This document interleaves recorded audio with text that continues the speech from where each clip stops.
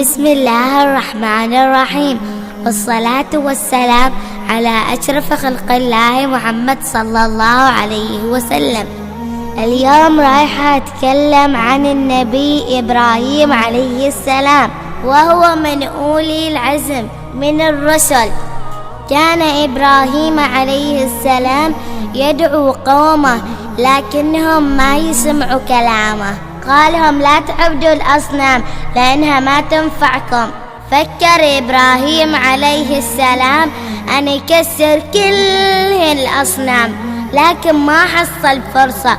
وهم كانوا باغين يروحوا حفلة، وقال أبو إبراهيم عليه السلام أنت تروح معانا في الحفلة.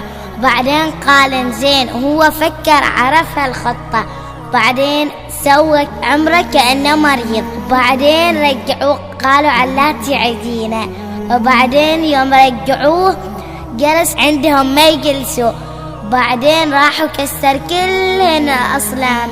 بعدين خلى الفاس عند الأكبر واحد الصنم. يوم هم رجعوا قالوا ما حد هنا جالس إلا إبراهيم.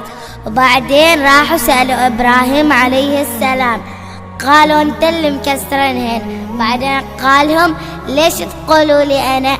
سألوا هذا الصنم الكبير اللي عند الفاس.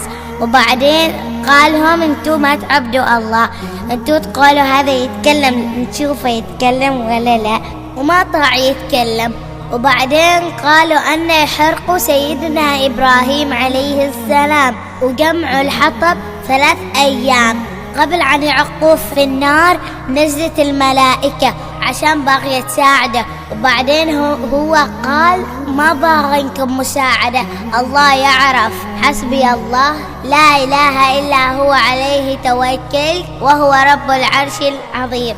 فنادى الله عز وجل النار كوني بردا وسلاما على إبراهيم، فتحولت النار إلى جنة مثمرة. بعد مرور وقت من الزمن زوج إبراهيم عليه السلام بسارة.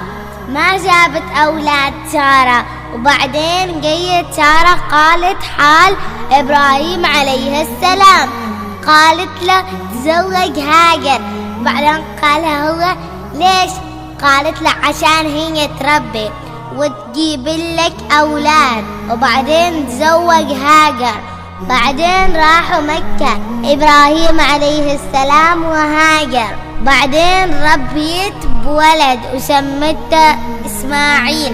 راح إبراهيم عليه السلام وبقيت هاجر وإسماعيل. بعدين راحت بين الصفاء والمروة، راحت تدور ماي وبعدين ما حصلت. وبعدين من رجعت فجرت الأرض وطلع ماي زمزم يشرب الماي. بعدين كبر إسماعيل عليه السلام ورجع إبراهيم. بعدين إبراهيم عليه السلام حلم إنه يذبح ولده. قال أنا شفت المنام إني أذبحك. قال إسماعيل يا أبتي افعل ما تأمر. وبعدين إبراهيم عليه السلام جاء يذبح إسماعيل. وبعدين يوم جاي يذبح ولده السكين ما طاعت تذبح. بعدين الله عز وجل نزل خروف من الجنة فداء بدل بلده. هذه كانت قصة إبراهيم عليه السلام. وسؤال حلقتنا لهذا اليوم: ما هو الدعاء الذي قاله إبراهيم قبل أن يرمى في النار؟ وشكرا لكم. مع تقديم العصفورة خديجة بنت خالد بن مبارك بن سالم الغافرية.